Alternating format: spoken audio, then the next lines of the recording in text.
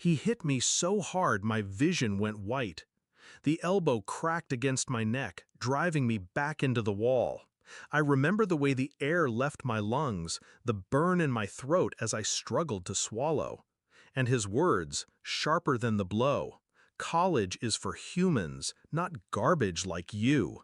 Brains are wasted on trash. Then my mother's laugh, a cold, brittle sound that snapped something inside me.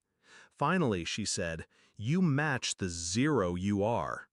I didn't argue, I didn't cry, I smiled.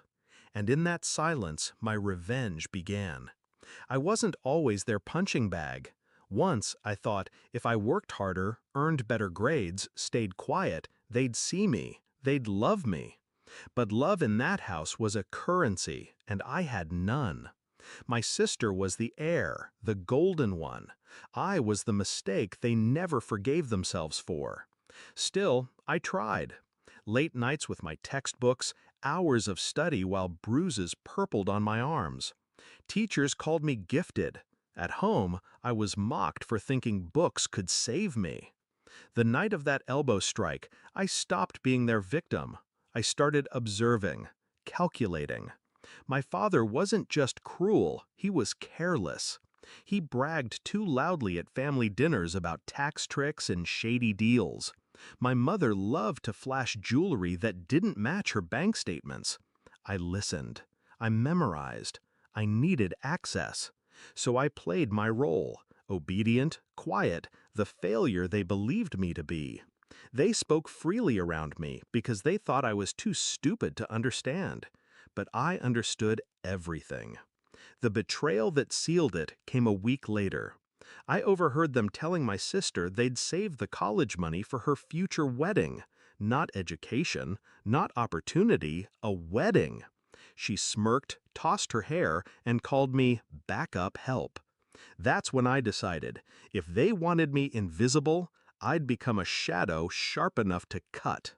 The plan unfolded in silence. First, information. I stole nothing physical, only copies. Tax records, shell company details, wire transfers to accounts that smelled of fraud. My father's empire wasn't built on brilliance, it was built on rot. Second, leverage. I gathered evidence methodically. USB drives hidden inside hollowed-out textbooks, screenshots of my mother's texts to her friend about selling fake jewelry to her own clients. Third, patience. I let them believe they'd broken me. I kept my head bowed, my words clipped, my movements small. The more invisible I became, the more reckless they grew. The moment came on my 18th birthday. They forgot, of course. But I didn't need a cake. I had something sweeter. My father stormed into my room that morning, furious about a client threatening to pull out. "Fix it!" he barked. "Call them! Do something useful for once!" I looked him in the eye, calm, steady. "Why don't you let Emily handle it? She's the heir, right?" The silence after that was a victory I tasted like wine. Within a week, the cracks widened. One client, gone, then two, then three. I never lifted a finger to sabotage them, I simply withheld. All the hidden fixes I used to do quietly, drafting proposals, smoothing over his mistakes, double-checking contracts, stopped. They never realized I was the glue, and without me, everything unraveled. The climax came late one night. I was studying, on a scholarship they didn't know about, when my phone lit up with his name. I almost didn't answer, but curiosity won. His voice was frantic, broken. "We're drowning. Emily, she can't manage. The clients won't return. You have to come back, please." I let the silence stretch, savoring his desperation. Then I spoke softly. "Garbage can't save you, Dad. Remember? Brains are wasted on trash." I could hear his breathing hitch, the weight of his own words crushing him. My mother took the phone, her voice trembling for the first time in my life. "We were wrong. We need you." I smiled. The same smile I wore the night he smashed me into the wall. "No," I said, "you need each other. Good luck.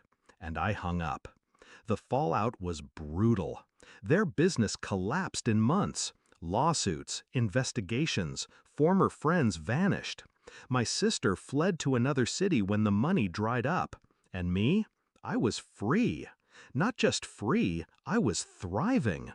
I built my own path, brick by brick, without their poison. Scholarships, mentors, opportunities they swore I'd never deserve. I didn't expose them to the authorities, though I could have. I didn't need to. Watching them devour themselves was enough. Sometimes, late at night, I wonder if they replay those moments. The elbow, the laughter, the words. Do they remember the boy they called trash, the boy they tried to break? Do they realize it was their cruelty that sharpened me into a blade? Maybe, maybe not.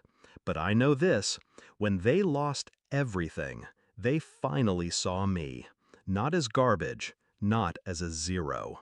They saw me as the storm that ended them. And I never had to raise a hand.